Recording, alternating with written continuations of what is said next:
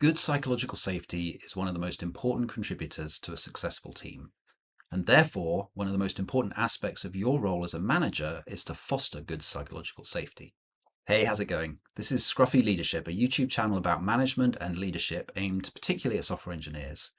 My name's Ben, and I've been a leader and a manager in the tech industry in the UK and the US for over 25 years. Before that, I was a software engineer, so I've made the transition from being an engineer to being a manager myself. And I've also helped dozens of other people do it successfully.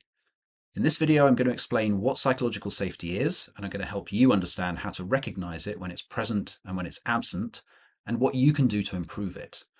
Psychological safety is one of those things you know when you see it, and conversely, you also know when you're not seeing it. Here's what it looks like when an environment is not psychologically safe. People keep secrets, usually from their manager or leaders. Why? Because they know that if they tell the truth, they'll be in trouble. They'll get shouted at, called an idiot, or get fired. And what happens then is that leadership, you, end up with an overly positive view of how things are going because you never hear about the problems. Similarly, in an environment with poor psychological safety, people probably won't disagree with you. They'll tell you what you want to hear, including agreeing with everything you say.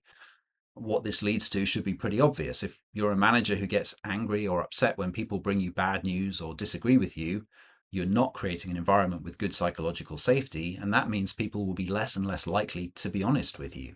Eventually, they'll likely avoid you altogether, and the only time you'll hear from them is when they're delivering a very polished and upbeat report, which makes it sound like everything's going swimmingly. The interesting thing is this creates a kind of paradox. The teams and organizations that are the most successful can often seem to be the ones for whom things go wrong the most often.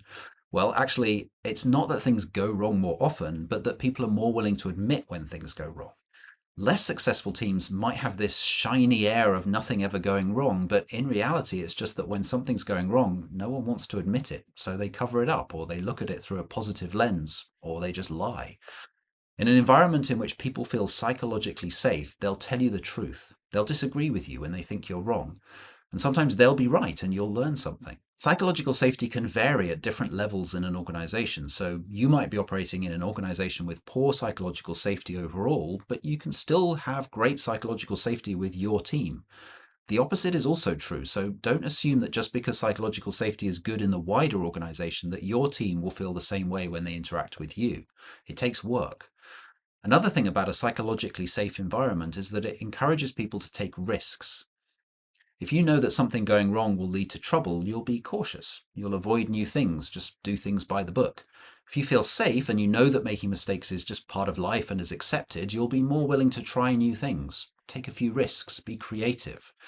Of course, you don't want your team taking unnecessary or unhelpful risks, but you also probably don't want them to be unwilling to take any risks. An example of the kind of risk you do want people to take is suggesting new ideas. Have you ever run a meeting in which you ask for ideas and no one speaks up? Maybe it's because they're afraid they're going to be laughed at or told their idea is stupid. That's poor psychological safety, and the consequence of it should be obvious. So how do you create an environment with good psychological safety? It's not hard. Start by listening, and if someone gives you bad news or highlights a risk or a concern, don't get upset, don't get cross, don't try to figure out who to blame and how you should punish them. Instead, get curious, find out what happened, figure out what you and the team can learn from what happened, and move on. The same thing applies if someone disagrees with you. Listen to them. Think about what they're saying. Maybe you'll agree with them, maybe you won't, but either way, show them that you respect and appreciate their contribution. Thank them for it. Show your team that it's safe to tell you the truth. In fact, make it easy for them to tell you the truth. And part of that's just being available. Even if you're super kind, if you're hidden away behind a locked door, it's a scary prospect to come and give you bad news. So be available and be present, literally as well as emotionally. Walk around the office, chat to people, join them for lunch or coffee. You don't have to become their friend. In fact, you shouldn't become their friend, but you can create an environment in which telling you what's happening feels safe and easy. If you want to learn more about why you shouldn't be friends with the people you manage, check out this video here. If you found the tips in this video useful, please subscribe to the channel. I have loads more useful insights to share. And if you really found it useful, hit the like button, which helps this video reach more people like you that are looking for advice on becoming a better manager. Bye. See you soon.